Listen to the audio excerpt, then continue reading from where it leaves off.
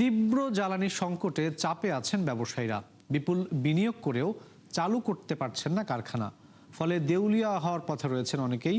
বণিক বার্তা আয়োজিত আলোচনায় তারা অভিযোগ করেছেন যে সেবাদানকারী সংস্থাগুলোর কার্যক্রম নিয়েও।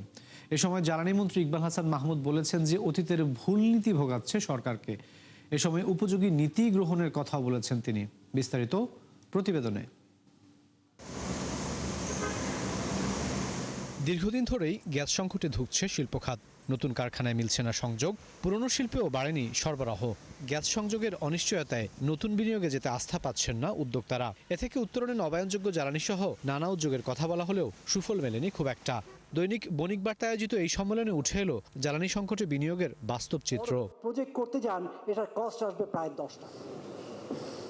আলোচনায় ব্যবসায়ীদের ক্ষতির চিত্র তুলে ধরেন এমজিআই চেয়ারম্যান মোস্তফা কামাল। জানান, প্রতিশ্রুতি অনুযায়ী গ্যাস না পেয়ে দেউলিয়া হওয়ার পথে অনেক উদ্যোক্তা। জ্বালানি নিরাপত্তা নিশ্চিত না হলে দেশি বিদেশি কোনো বিনিয়োগ আসবে না বলে মন্তব্য করেন আইসিসি সভাপতি মাহবুবুর রহমান। ব্যবসা বাণিজ্য সহজীকরণের চেয়ে আরো দিন দিন কঠিন থেকে কঠিনতর হয়ে যাচ্ছে, তো সেটা একটা করতে হবে। জ্বালানির বিষয়ে যেটা বলতে চাচ্ছি, আমি একজন ভুক্তভোগী এবং আমাদের বন্ধু বান্ধব যারা শিল্পপতিরা আছে তারা অনেকেই টাকা জমা দিয়ে রাখছে। কোল বলেন, এলএনজি বলেন, এলপিজি বলেন, প্রত্যেকের লিমিটেশন আছে। But we need all this mix energy to be able to support our economy. This must be understood. সবচেয়ে বড় চ্যালেঞ্জ শুধু এনার্জি অ্যাভেলেবিলিটি নয়, বরং এনার্জি রিলায়েবিলিটি এবং পাওয়ার কোয়ালিটি। এনার্জির কারণে আমাদের এক্সিস্টিং ইন্ডাস্ট্রি যেমন সাফার করতেছে, and new investment, both local and foreign, are not coming. আলোচনায় অতীত সরকারের ভুল নীতির বিবরণ তুলে ধরেন জ্বালানি বিশেষজ্ঞরা। সংকট সমাধানে পরামর্শ দেন নবায়নযোগ্য জ্বালানিতে মনোযোগ বাড়ানোর। আর বিশ্বব্যাংকের আবাসিক প্রতিনিধি বলেন, অর্থনৈতিক প্রবৃদ্ধি ও স্থিতিশীলতার স্বার্থেই নিশ্চিত করতে হবে জ্বালানি নিরাপত্তা। আমরা কি জ্বালানি স্বনির্ভর হতে পারবো কিনা? In my opinion, there is absolutely no chance to become fully energy independent. ইন্ডাস্ট্রিতে 1% ছিল ট্যাক্স, সেটা এখন 17% হয়ে গেছে। There is no স্তর যে ইন্ডাস্ট্রি এটা 17% করা যাবে। This goes beyond the dependency on importing fuel. It's also about domestic gas production declining and costly legacy also of power generation contract that have created substantial fiscal pressure. বিদ্যুৎ ও জ্বালানি মন্ত্রী বলেন, অতীতের ভুল নীতি ও পদক্ষেপ ভোগাচ্ছে সরকারকে। সবার কথা বিবেচনা করে তাই সরকার জ্বালানি বান্ধব নীতি নিচ্ছে বলেও জানান তিনি। বকেয়া বিল রয়ে গেছে 67,000 crore টাকা। আমি এটাকে কিভাবে ঠিক করব আমি নিজেও জানি না। আপনাদেরকে আবারও আমন্ত্রণ জানাই, আসুন সোলারে আপনাদের ইনভেস্টমেন্ট করুন, এবং আমরা যে প্রাইভেটাইজ করতে যাচ্ছি ডিস্ট্রিবিউশন, সেখানেও আপনারা প্রপোজাল দিন। আমরা অতি দ্রুত আপনাদের এই যে প্রপোজালগুলো আসবে আমরা ডিসপোজ আপ করব। মন্ত্রী জানান, গ্যাসের চাহিদা মেটাতে আমদানি বাড়ানোর পরিকল্পনা করছে সরকার। প্রাইভেটদের হাতে জিনিসটা গেলে অ্যাকাউন্টেবিলিটি বেশি থাকে। রাকিব আল জাবেদ, ৭১, ঢাকা। খরা কাটছে না দীর্ঘদিন ধরে স্থবির থাকা বিনিয়োগ বাণিজ্যে, ফলে তৈরি হচ্ছে না কাঙ্ক্ষিত কর্মসংস্থানও। তার উপর চিন্তা বাড়িয়েছে বিবিএস প্রকাশিত তৃতীয় প্রান্তিকের জিডিপির তথ্য। ক্ষমতার ৫ মাসে বিনিয়োগ বাড়াতে নানামুখী উদ্যোগ নিয়েও আস্থা বাড়াতে পারছে না বিএনপি সরকার, যাতে বাড়তি দুশ্চিন্তা যোগ করেছে জ্বালানি সংকট, চড়া সুধারের মতো বিষয়গুলো। যদিও দ্রুতই ঘুরে দাঁড়ানোর বার্তা দিয়েছেন অর্থমন্ত্রী। বিস্তারিত প্রতিবেদনে। অশ্রদ্ধ চিত্তে দেশের ব্যবসা ও বিনিয়োগের পরিবেশ উন্নয়নে শুরু থেকে ইতিবাচক পদক্ষেপের প্রতিশ্রুতি দিয়ে আসছে বিএনপি সরকার। দলটির নির্বাচনী ইশতেহারেও বাড়তি গুরুত্ব ছিল কর্মসংস্থান তৈরি নিয়ে। তবে দায়িত্বের ৫ মাস পেরিয়ে গেলেও এখনো খুব একটা ইতিবাচক পার্থক্য দেখছেন না বিনিয়োগকারীরা, তাই সাহস পাচ্ছেন না নতুন বিনিয়োগেও। বিনিয়োগ সংকটের চিত্র আরও স্পষ্ট হয়েছে বিবিএসের পরিসংখ্যানেও, যাতে বলা হয় গেল অর্থবছরের তৃতীয় প্রান্তিকে শিল্পখাতের প্রবৃদ্ধি ছিল নেতিবাচক, যা প্রভাব ফেলেছে সার্বিক প্রবৃদ্ধিতেও। সবকিছু মিলিয়ে সময়টাকে মোটেও উপযোগী মনে করছেন না ব্যবসায়ী নেতারা। স্বাভাবিকভাবে যে গত ৪-৫ বছরে ব্যবসা কন্টিনিউয়াস চাপের মুখে থাকতে থাকতে প্রাইভেট সেক্টরে কিন্তু একটা নাভিশ্বাস বেড়ে যাওয়ার মতো অবস্থা। তো স্বাভাবিকভাবে আমাদেরও ধৈর্য হারিয়ে যাচ্ছে যে আমরা ব্যবসাটা কন্টিনিউয়াস কত আর লস দিয়ে আমরা চালাবো। আমরা যতটুকু দেখেছি সরকারের দিক থেকে আন্তরিকতার অভাব নেই। তারা চাচ্ছেন বা বলছেন এটা করবেন ওইটা করবেন, কিন্তু এখন কি হচ্ছে, এই যে এখন জুলাই মাস আপনি দেখেন খোঁজ দেন, অনেক জায়গায় ট্রেড লাইসেন্স আটকে আছে, ট্রেড লাইসেন্সগুলি আমরা নবায়ন করতে পারছি না। ওই স্থানীয় যে ইউনিয়ন পরিষদ বলেন বা সিটি কর্পোরেশন বলেন, তাদের চাঁদাবাজির কারণে। যদিও দেশের ব্যবসার পরিবেশ ও বিনিয়োগকারীদের আস্থা ফেরাতে সরকারের নানা পরিকল্পনার কথা তুলে ধরেন অর্থমন্ত্রী। জানান, বিগত দিনের ক্ষত কাটিয়ে উঠবে শিগগিরই। দেশীয়দের পাশাপাশি বাংলাদেশমুখী হবেন বিদেশি উদ্যোক্তারাও। বিনিয়োগের একটা টাইম ফ্রেম আছে, কিন্তু বিনিয়োগের জন্য পরিবেশ সৃষ্টি করার জন্য যা যা করে আমরা সব করছি। টোটাল ডিরেগুলেশন, আমার বাজেট স্পিচে 4.5 পৃষ্ঠা হচ্ছে খালি ডিরেগুলেশন। সুতরাং ডিরেগুলেশনগুলোকে আমরা এক্সিকিউট করছি, এখন বাস্তবায়ন করছি, এবং ইন্ডাস্ট্রির স্বার্থে যা যা করার, যে প্রণোদনা দেওয়া থেকে শুরু করে ট্যাক্স বেনিফিট যা যা দেওয়ার সব দেওয়া হয়েছে। অবশ্য অন্তর্বর্তী সরকারের সময় গভর্নরের চেয়ারে থাকা ডক্টর আহসান এইচ মনসুর জানালেন, সামষ্টিক অর্থনীতির চেহারা না বদলালে গতি ফিরবে না শিল্প খাতে। আর উদ্যোক্তাদের আস্থা ফেরাতে সরকারের কার্যকর পদক্ষেপের ঘাটতিও দেখছেন কেউ কেউ। সরকারের প্রথম বছরটা হচ্ছে সবচেয়ে রিফর্মের বছর, প্রথম বছরটা। এবং এখানেই যদি ফেলিওর হয়ে যায় বা কোনো কারণে স্থবিরতা চলে আসে, পরবর্তীতে কিন্তু এটা রিগেইন করা যায় না। তখন একটা বিজনেস অ্যাজ ইউজুয়াল ভাব চলে আসে, দৃশ্যমানভাবে দেখতে চায়, সেটা হচ্ছে না এখন। ঘোষণা কিছু কিছু ক্ষেত্রে থাকলেও রোডম্যাপটা নাই। শিল্পাঞ্চল ও এলাকা ভেদে অতিরিক্ত চাঁদা আদায় ও বিনিয়োগের পথে বড় বাধা বলে মনে করেন বিশ্লেষকরা। রাকিব আল জাবেদ, ৭১, ঢাকা। 2 থেকে 3 দিনের মধ্যেই সব ধরনের গ্যাস সংকট কমবে বলে জানিয়েছে জ্বালানি বিভাগ। এলএনজি টার্মিনালে যান্ত্রিক ত্রুটির কারণে সরবরাহ কম হচ্ছে বলেও জানানো হয়। এদিকে আগামী 48 দিনের মধ্যে দেশে জ্বালানি তেলের কোনো সংকট হবে না বলেও জানিয়েছেন মুখপাত্র। বলেন যে 31 জুলাইয়ের মধ্যে 1,80,000 টন ডিজেল আসবে দেশে। আরও জানাচ্ছেন শারমিন নীরা। গাড়ির এমন সারি সারি অবস্থা দেখে হঠাৎ জ্যাম মনে হলেও আসলে এটা সিএনজি পাম্পের বাইরের ছবি। গ্যাসের জন্য লম্বা সময়ের অপেক্ষা। বুধবার জ্বালানি সার্বিক পরিস্থিতি নিয়ে সংবাদ সম্মেলনে মন্ত্রণালয়ের মুখপাত্র সংকটের জন্য ভাসমান এলএনজি টার্মিনালের যান্ত্রিক ত্রুটির কথা জানান। সেই সাথে আগামী 2 থেকে 3 দিনে এটি সমাধান হবে বলেও আশ্বস্ত করেন। গতকালকে আমাদের দুটো এফএসআরিওর মধ্যে একটা এফএসআরিওতে একটু যান্ত্রিক ত্রুটি দেখা দিয়েছে। আপনারা জানেন যে যান্ত্রিক ত্রুটি দেখা দিলে তো আসলে কারো কিছু করণীয় থাকে না। আমাদের দুটো এফএসআরিও থেকে আমরা এলএনজি মূলে প্রায় 1000 মিলিয়ন ঘনফুট গ্যাস বা 1100 মিলিয়ন ঘনফুট গ্যাস আমরা পেয়ে থাকি। তো একটাতে সংকট দেখা দিলে স্বাভাবিক কারণে একটা ডিসরাপশন তৈরি হয়। সেই ডিসরাপশনের কারণেই কিছুটা আপনারা লক্ষ্য করেছেন যে ইয়েগুলোতে সিএনজি স্টেশনগুলোতে একটু লাইন আছে, বাট এটা খুবই সাময়িক। আমাদের মেরামতের কাজ চলছে, আশা করছি যে ইনশাল্লাহ আমরা 2-3 দিনের মধ্যে এটা সমাধান হয়ে যাবে। সচিবালয়ের সংবাদ সম্মেলনে দেশের জ্বালানির সার্বিক পরিস্থিতি তুলে ধরে এই কর্মকর্তা জানান, বর্তমানে 31 দিনের ডিজেল, 36 দিনের 20 দিনের পেট্রোল, 25 দিনের ফার্নেস অয়েল এবং 20 দিনের জেট ফুয়েল মজুদ রয়েছে। সরবরাহ স্বাভাবিক রাখতে 31 জুলাইয়ের মধ্যে দেশে আসছে আরও 1,80,000 মেট্রিক টন ডিজেল। বলেন, জুলাই আগস্টে দেশে জ্বালানির সংকট হবে না। নর্মালি আমাদের যা থাকার কথা তার চেয়ে অনেক বেশি। আর আমাদের সাপ্লাই চেইনে পর্যাপ্ত সাপ্লাই চেইন আছে আমাদের, যেটা দিয়ে আমাদের আগামী জুলাই আগস্ট মাস পর্যন্ত আমাদের কোনো সমস্যা নেই। আমাদের 1,80,000 মেট্রিক টন আমাদের 31 জুলাইয়ের মধ্যে আরও ডিজেল আসবে, এবং অগাস্টে আমাদের ডিজেল আসবে 2,40,000 মেট্রিক টন। ফলে আমাদের পর্যাপ্ত মজুদ আছে ইনশাল্লাহ, এই দিক থেকে কোনো অসুবিধা নাই। অন্যান্য জ্বালানি পণ্যেও কোনো সংকট নাই। এই কর্মকর্তা জানান, বর্তমান সরকার দায়িত্ব নেওয়ার সময় 15 দিনের জ্বালানি মজুদ ছিল, এখন সে মজুদ প্রায় 1.5 মাসে পৌঁছেছে। আমাদের জ্বালানি তেলের কোনো রকম সংকট আমাদের কাছে এই মুহূর্তে নেই।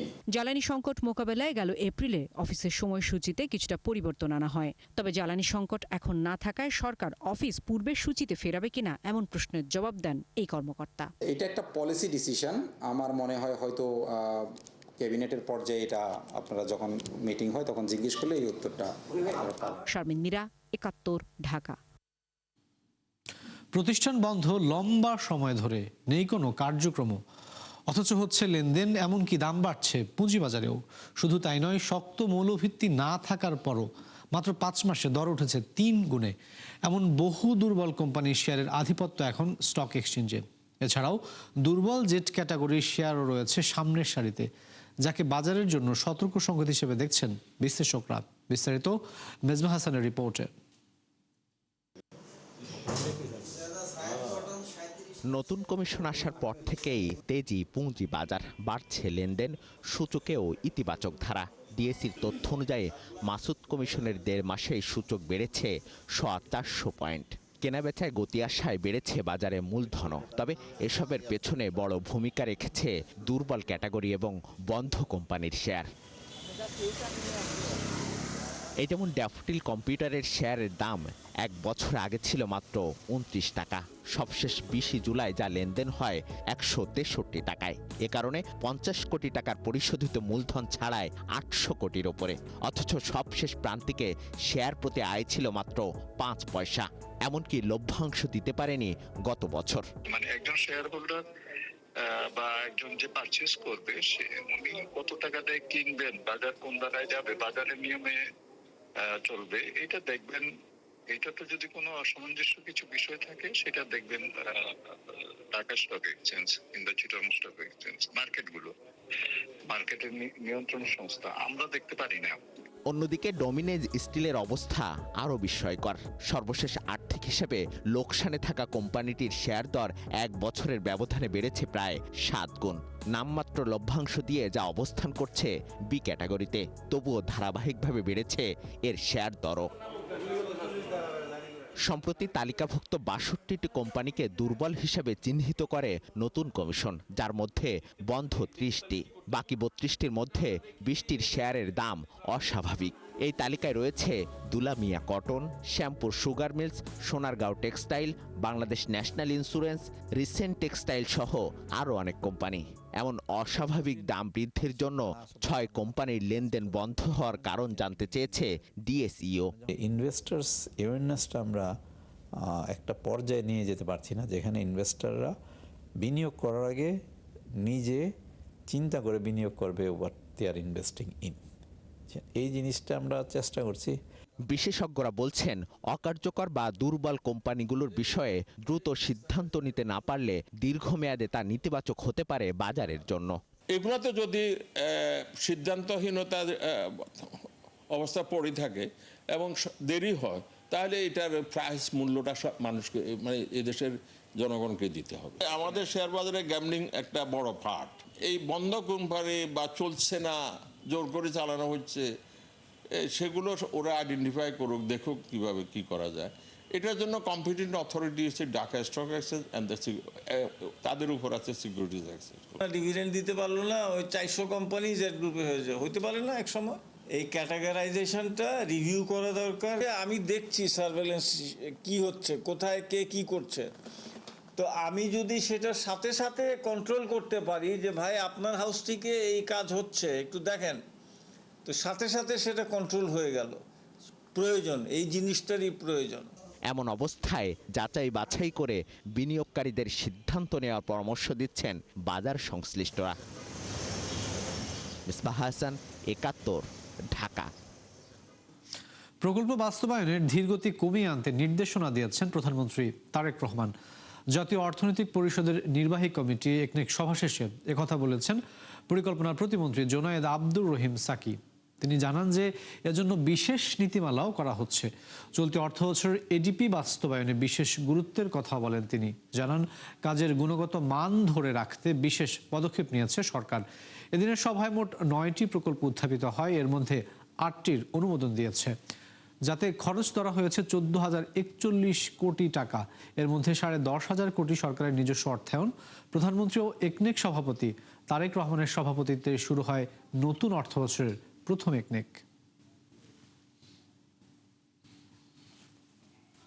আমাদের সামগ্রিক যে উন্নয়ন কর্মকাণ্ড এবং এডিপি বাস্তবায়ন, এটা আসলে খুবই ধীর গতিতে চলে যায় এবং এইটার ফলে যে কাঙ্ক্ষিত লক্ষ্য সেটা অর্জন করা যায় না। অর্থনৈতিক ক্ষেত্রে যে এডিপি বাস্তবায়নের মধ্য দিয়ে যে একটা গতি সঞ্চার করার কাজ, সেটাও আসলে ব্যাহত হয়। পণ্য পরিবহন ও লজিস্টিক খাতে কাজ করা শতভাগ বিদেশি মালিকানাধীন প্রতিষ্ঠানের লাইসেন্স নবায়ন নীতি পরিবর্তন করতে যাচ্ছে জাতীয় রাজস্ব বোর্ড এনবিআর। সেজন্য 5 সদস্যের একটি কমিটিও গঠন করেছে সংস্থাটি। ব্যবসা সহজ ও বিদেশি বিনিয়োগ বাড়াতে নানা উদ্যোগের পাশাপাশি এই বিধিমালা সংশোধনের উদ্যোগ নিয়েছে সরকার। কিন্তু প্রস্তাবিত খসড়ায় তৈরি হয় নতুন জটিলতা, অনিশ্চয়তা তৈরি হয়েছে বিদেশি বিনিয়োগকারীদের মধ্যেও। সম্প্রতি সমস্যার সমাধানে এনবিআরকে চিঠিও দিয়েছে ইউরোপীয় ইউনিয়ন, ঢাকাস্থ ডেনিশ দূতাবাস ও পোশাক মালিকদের সংগঠন বিজিএমইএ। সেই চিঠি আমলে নিয়ে একটি কমিটিও গঠন করেছে এনবিআর। সংশ্লিষ্টদের সাথে আলোচনা করে আগামী 15 দিনের মধ্যে রিপোর্ট জমা দিতে বলা হয়েছে গঠিত কমিটিকে। এবার জেনারিক ওষুধে 200% পর্যন্ত শুল্ক বসাতে চান মার্কিন প্রেসিডেন্ট ডোনাল্ড ট্রাম্প, যা কার্যকর হবে 2028 সালের আগস্ট থেকেই। যুক্তরাষ্ট্রে ওষুধ উৎপাদন বাড়াতেও বিদেশি নির্ভরতা কমাতেই এমন সিদ্ধান্ত নিয়েছে মার্কিন প্রেসিডেন্ট। এতে বড় আঘাত আসতে পারে বিশ্বের অন্যতম বড় ওষুধ রপ্তানিকারক ভারতের উপর। বিস্তারিত জানাচ্ছেন নাদিয়া ইসলাম তুলি। আবারও শুরু হয়েছে ট্রাম্পের শুল্ক ঝড়। একের পর এক আঘাতে বিপর্যস্ত বহু দেশ। সেই ধারাবাহিকতায় এবার জেনেরিক ওষুধে নজর মার্কিন প্রেসিডেন্টের। বসাতে চান 200% পর্যন্ত শুল্ক, যা কার্যকর হবে 2028 সালের আগস্ট থেকে। মূলত যুক্তরাষ্ট্রে ওষুধ উৎপাদন বাড়াতে এবং বিদেশি নির্ভরতা কমাতেই নেওয়া হচ্ছে এমন পদক্ষেপ, যার সবচেয়ে বেশি প্রভাব পড়তে পারে ফার্মেসি অব দ্য ওয়ার্ল্ড ভারতের উপর। ট্রুথ সোশ্যালে ট্রাম্প জানান 2026 সালের 1 আগস্ট থেকে 2027 সালের 31 জুলাই পর্যন্ত যুক্তরাষ্ট্রে আমদানি করা জেনেরিক ওষুধে থাকছে না শুল্ক। এরপর থেকে 1 বছরের জন্য থাকবে 100% শুল্ক। পরবর্তীতে 2028 সালের 1 আগস্ট থেকে কার্যকর হবে 200% হারে। তবে অপরিবর্তিত থাকবে পেটেন্টকৃত ওষুধের শুল্ক হার। যুক্তরাষ্ট্রে ব্যবহৃত জেনেরিক ওষুধের প্রায় 40% সরবরাহ করে বিশ্বের অন্যতম বড় রপ্তানিকারক ভারত। 2024-25 অর্থবছরে যুক্তরাষ্ট্রে $9.7 বিলিয়ন ওষুধ রপ্তানি করে দেশটি, যা ওই সময়ে ভারতের মোট $25.8 বিলিয়ন বৈশ্বিক ওষুধ রপ্তানির 38%। বিশ্লেষকরা বলছেন, ট্রাম্পের নতুন পরিকল্পনা দেশটির উপর কতটা প্রভাব ফেলবে তা এখনই স্পষ্ট নয়। উল্লেখ্য, গেল বছরও ব্র্যান্ডেড ওষুধে শুল্ক বসানোর হুমকি দেন ডোনাল্ড ট্রাম্প। এরপরেই বহু বড় কোম্পানি বাধ্য হয়ে মার্কিন সরকারের সঙ্গে চুক্তি করে এবং যুক্তরাষ্ট্রে উৎপাদন বা কম দামে ওষুধ বিক্রিতে রাজি হয়। তাই ধারণা করা হচ্ছে, আগের শুল্ক নীতিতে সুফল পাওয়ায় নতুন এই পরিকল্পনা সাজিয়েছেন মার্কিন প্রেসিডেন্ট। নাদিয়া ইসলাম তুলি, 71। বছর ব্যবধানে বৈশ্বিক শক্তিশালী পাসপোর্টের তালিকায় আবারও 97তম স্থান ফিরে পেল বাংলাদেশ। এতে আগাম ভিসা ছাড়া কিংবা ভিসামুক্ত সুবিধা মিলবে মোট 35টি দেশে। একই কাতারে রয়েছে পশ্চিমা নিষেধাজ্ঞায় জর্জরিত উত্তর কোরিয়াও, যা উঠে এসেছে হেনলি অ্যান্ড পার্টনার্সের বাৎসরিক সূচকে, যেখানে বরাবরের মতোই শীর্ষে রয়েছে সিঙ্গাপুরের পাসপোর্ট। বিস্তারিত জানাচ্ছেন নুসরাত মৌমি। বিশ্বের শক্তিশালী পাসপোর্টের তালিকায় 3 ধাপে গিয়েছে বাংলাদেশ। গেল বছরের 100তম অবস্থান থেকে কিছুটা উন্নতি করে উঠে আসে 97তম স্থানে। লন্ডন ভিত্তিক প্রতিষ্ঠান হেনলি অ্যান্ড পার্টনার্সের বাৎসরিক সূচকে উঠে আসে এমন তথ্য।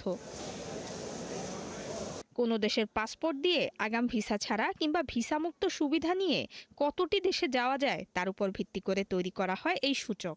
এক্ষেত্রে বিবেচনায় নেওয়া হয়েছে বিশ্বের 199টি দেশের পাসপোর্ট ও 227টি ভ্রমণ গন্তব্য। বিশ্বের 35টি দেশে আগাম ভিসা ছাড়া কিংবা ভিসামুক্ত প্রবেশাধিকার পাবেন বাংলাদেশি পাসপোর্টধারীরা। যদিও গেল বছর 100তম অবস্থানে থেকেও সুযোগ ছিল 37টি দেশ ভ্রমণের। বাংলাদেশের মতো একই অবস্থানে রয়েছে উত্তর কোরিয়াও। সবশেষ 2 দশক আগে যেখানে বাংলাদেশের অবস্থান ছিল 68তে, সেখানে উত্তর কোরিয়া জায়গা পায় 78তম স্থানে। বরাবরের মতো সব দেশকে ছাড়িয়ে শক্তিশালী পাসপোর্টের দৌড়ে শীর্ষে সিঙ্গাপুর। দেশটির পাসপোর্টধারীরা আগাম ভিসা ছাড়া ভ্রমণ করতে পারেন 192টি দেশ। যৌথভাবে দ্বিতীয় অবস্থানে এশিয়ার আরও 3 দেশ, জাপান, দক্ষিণ কোরিয়া ও সংযুক্ত আরব আমিরাত, যারা আগাম ভিসা ছাড়া ভ্রমণ করতে পারেন 188টি দেশে। তালিকার সর্বশেষ 104তম অবস্থানে আফগানিস্তান।